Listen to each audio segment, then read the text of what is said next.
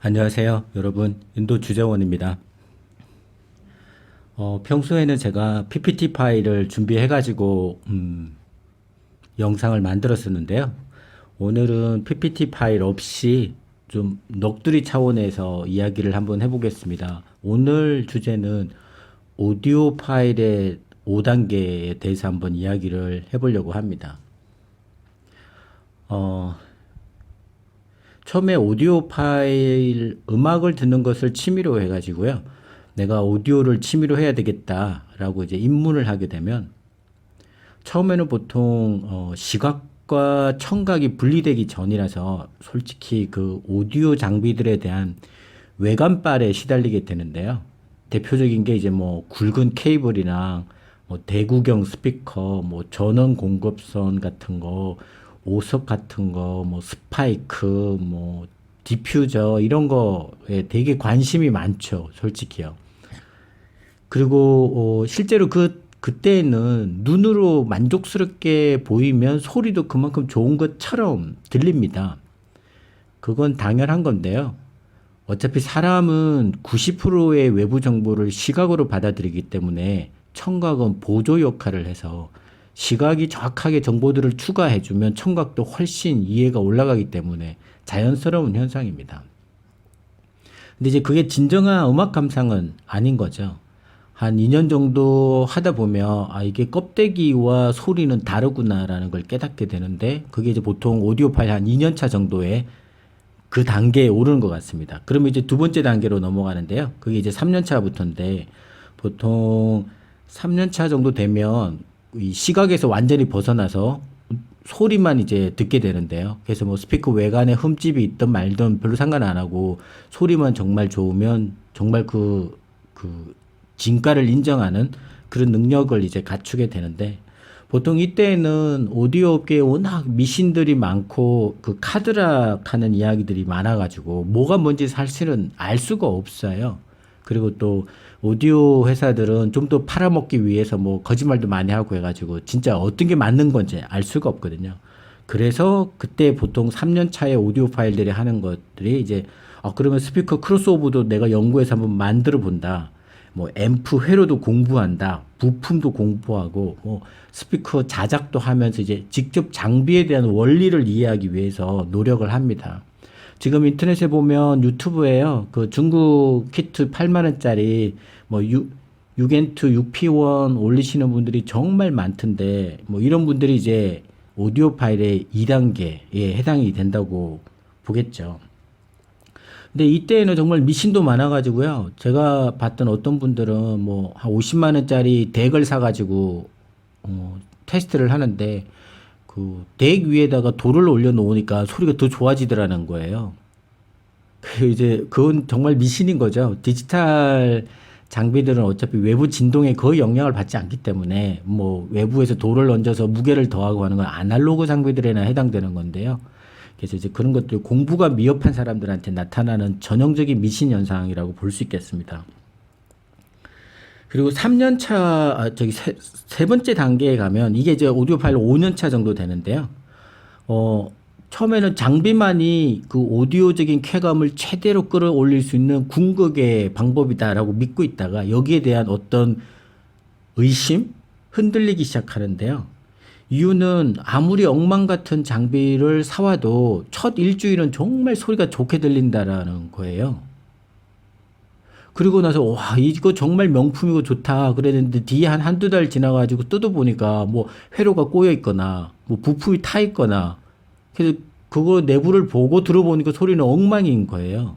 그래서 어떻게 그러면 처음에 사왔을 때 이 장비가 그렇게 좋게 들렸을까라고 이제 자신한테 반문을 해보는데 그건 바로 음악을 듣는 청감자의 집중력입니다.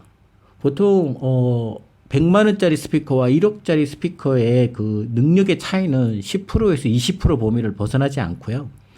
그 10%에서 20%를 올리는데 1억을 써도 모자라는 것이 그 하이엔드거든요. 근데 그 차이는 되게 미미합니다.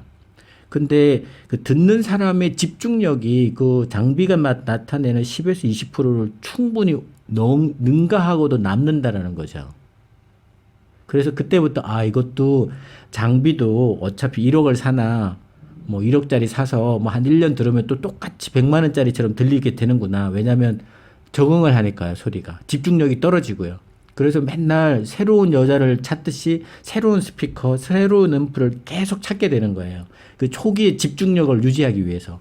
그래서 바꿈질이라는 게 나오고, 이 바꿈질은 오디오 파일 3단계에서 전형적으로 나타나는 현상이고 병이 아닙니다. 그리고 바꿈질을 많이 할수록 그 다음 단계로 빨리빨리 넘어갈 수가 있는 거라 해서 뭐 발전을 할 수 있는 그런 범위라고 할 수 있습니다. 그 이 3단계를 지나고 나면은요, 마지막에 알게 되죠. 아, 장비보다는 내가 좋아하는 음악을 찾아서 들었을 때 그 쾌감이 훨씬 크구나. 그러니까 내 취향에 맞는 음반을 발견했을 때의 그 감탄스러움이 더 크다라는 거예요. 그 음반을 막 한 달 내내 실적이 날 때까지 듣고 또 익숙해지면 더 이상 그 오디오적인 쾌감이 따라오지 않기 때문에 또 다른 음반을 찾아 헤매고 이렇게 되는 거거든요. 이런 걸 많이 하면서 내가 어떤 부류의 어떤 음악에 더 감동을 많이 받는가 하면서 자신의 취향을 확고하게 확립하게 됩니다. 이게 이제 마지막 그 3단계고요. 이때의 오디오 파일들이 주력적으로 하는 건 바로 소스 확보예요. 들을 음원을 어떻게 구할 것이냐. 그래서 뭐 클래식의 역사도 공부하고 작곡가도 공부하고 악기도 공부하고 뭐 그래서 옥석같은 자신만의 그 플레이리스트를 만드는 게 이제 궁극의 목표가 되는 것이 3단계인데요. 저는 아마 지금 이 3단계에 와 있는 것 같아요. 지금 보시는 화면은 아이튠즈에 있는 저의 보유 음원인데요. 제가 외장여드 4테라 정도의 음원을 가지고 있고 CD는 지금 한 6,400장 정도를 가지고 있습니다. 대부분은 클래식이고요. 재즈와 뭐 보컬, 오디오 파일적인 것들도 있고 뭐 여러 가지가 있는데 일단은 제가 현악을 좋아하기 때문에 현악과 대편성 위주로 음반을 많이 갖고 있는데요. 이 CD가 6,400장이면 한 장에 70분씩 잡아도 그 45만 분이에요. 그리고 시간으로 따지면 7,500시간에 달하고 날짜로 만들면 311일 정도입니다. 하루에 이 음반들을 4시간씩 꾸준하게 쉼없이 들어도요. 1866일이 걸리고요. 그게 연수로 하면 5.1년이 걸립니다. 5.1년 동안 하루에 4시간씩 이걸 다 들을 수 없겠죠. 그것도 딱 한 번 듣고 넘어가는 건데. 근데 좋은 음반 또 들어야 되고 2번씩 더 들어야 되고 하면 아마 10년, 20년 동안에 아무리 들어도 이 음반을 다 들을 수는 없을 것입니다. 음반에 대한 욕심인 거죠, 사실은. 하지만 오디오 파일들은 이런 음반들을 가지고 있어야만 된다고 생각을 합니다. 그래서 이제 여기서 자신만의 좋아하는 취향의 음반들을 찾아서 맞추는 것이 이제 자기의 취향을 확립하는 거거든요. 뭐 참고로 보시면 여기 이제 바이올린의 여제죠. 안데 소피 무터 때 이게 까르멘 판타지는 뭐 전 세계적으로 밀리언이 팔린 정도로 명반에 들어가는 것이고요. 안네 소피 무트가 6살 그 스위스의 꼬맹이 때부터 카라얀과 함께 성장해온 뭐 전반적인 앨범들이 모두 다 여기에 있습니다. 그래서 히스토리죠. 네, 여기 보시면 이제 안네 소피 무트가 아주 어렸을 때 카라얀으로부터 지도를 받으면서 이제 하던 거예요. 네. 이런 것도 있고요. 그 다음에, 오늘 제가 개인적으로 좀 추천을 해드리고 싶은 건 여기 막스 브루커너의 이 앨범인데 Complete Works for Cello and Orchestra인데요. 여기 별표를 제가 하트 표시를 4개 모두 다 해놨습니다. 이 음반은 한번 들어보시면 크게 해서 음악을 한번 들으면 정말 감동적인 그런 음반이라 추천을 한번 드리고 이 음반도 이 표지인데요. 되게 좋은 특히 피날레 쪽은 뭐 상당히 예술성이 있는 그런 부분이라고 생각을 합니다. 여기 보면 뭐 비발디부터 그 오디오 파일들의 레퍼런스 CD들까지 다 있고요. 뭐 비발디 이 포시전 중에는 저는 이 앨범을 제일 좋아하죠. 예. 가장 비발디적인 음색이라고 생각을 합니다. 비발디도 지금 전집 같은 것들이 뭐 다 있고요. 이거는 다 리핑을 해가지고 각각의 소유자들이 서로 이제 주고받고 하면서 음반들을 모으는 거거든요. 뭐 참고로 저작권에 대한 개념을 좀 설명을 드리면 저작권이라는 건 이 앨범을 만든 사람의 작품을 허가 없이 판매를 해서 경제적인 이득을 추구해가지고 이 원 저작권자에게 손해를 입힐 때 저작권법이 성립하고요. 이걸 구매해서 가지고 있으면 일단은 그 물건에 대한 소유권이 본인에게 있고, 서로 상업적인 목표가 아닌 주고받고 나누고 하는 행위들은 저작권에 위배가 되지 않습니다. 예를 들어서 제가 뭐 유명한 책을 하나 샀는데 친구가 빌려달라고 해서 빌려주면 그게 저작권의 침입이 아니거든요. 보고 다시 돌려주는 거니까요. 음반도 디지털은 무한 복제가 다 가능하기 때문에 정확하게 아날로그 시절처럼 저작권에 대한 뭐 규제도 어려울 뿐만 아니라 이렇게 각각이 산 사람들이 동호회나 이렇게 해서 서로 음반을 주고받고 하는 것들은 저작권에 전혀 침입이 되지 않는 범위에 있는 것입니다. 그래서 좀 사회적인 활동을 많이 해가지고요. 이런 음반들을 많이 모아서 자기가 좋아하는 음반들을 찾아보는 것이 좋은 것 같고요. 그래서 여기 보시면 뭐 너무나 많은 음반들이 있어가지고 뭐 오페라부터 바그너까지 그리고 뭐 너무 많이 있어요. 그래서 이거를 진짜 평생 들을 수 있는 명반들도 많이 있습니다. 네. 뭐 오늘 제가 즐겨 듣는 음반들에 대해서 뭐 좀 소개를 해드리고 싶지만 너무 많은 관계로 좀 그렇고요.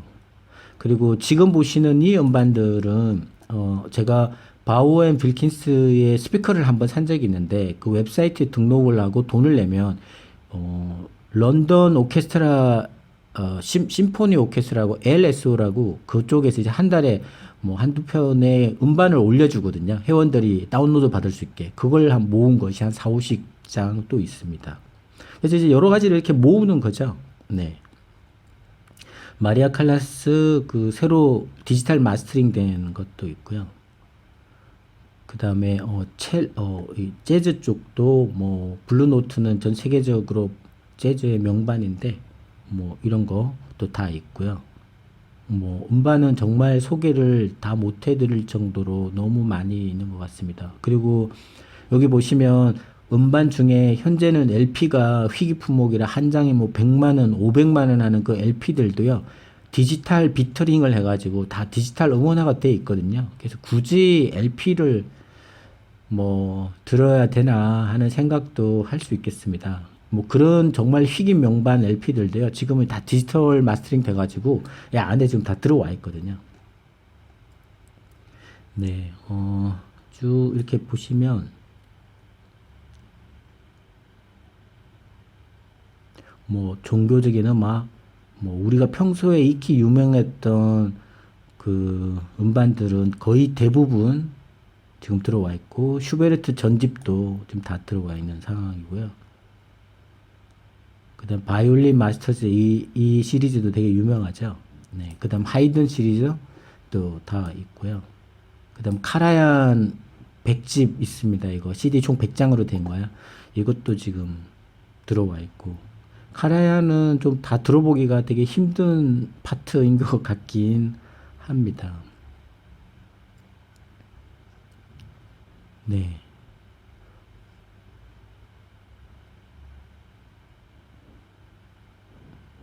뭐 진짜 너무 많은 음반들이 있어서 특히 베토벤 같은 경우에는 너무 많고 해가지고요. 베토벤, 모차르트, 슈베르트 이런 3대 거장들의 음반은 너무 많고요. 모차르트도 이거 아마 한 몇 달을 들어야 다 들을 수 있는 그런 분량인 것 같습니다. 네.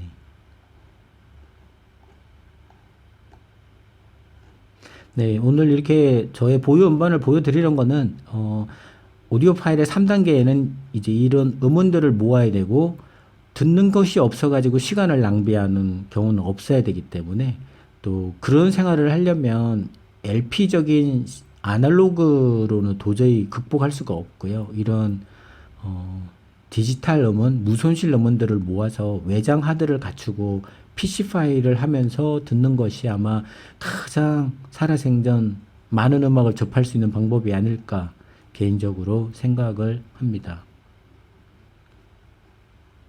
네, 요쪽 이제 바그너들이고 솔티경들 제품 뭐 너무 많아가지고요.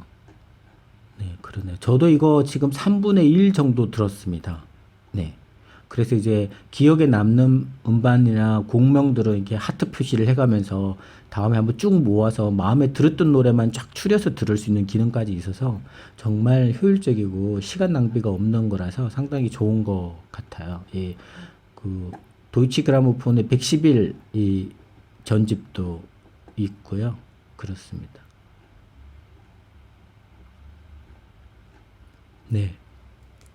그리고 이 음반 모으는 단계에서 이제 4단계로 가면 저도 4단계는 안 가봤습니다만 4단계가 그 좀 어깨에 힘을 빼고 모든 걸 내려놓는 단계가 온다고 해요. 보통 60대에서 70대가 되시면 왜냐면 이제 그 청각의 성능이 옛날 같지가 않기 때문에 이제 큰 장비가 의미가 없어지는 거죠. 그때 되면 보통 사람들이 싱글 직렬 뭐 3극간 진공관에다가 6반 플레인지 시스템으로 돌아간다고 하는데 이 6반 플레인지라는 건 6.5인치 구경의 플레인지 스피커예요.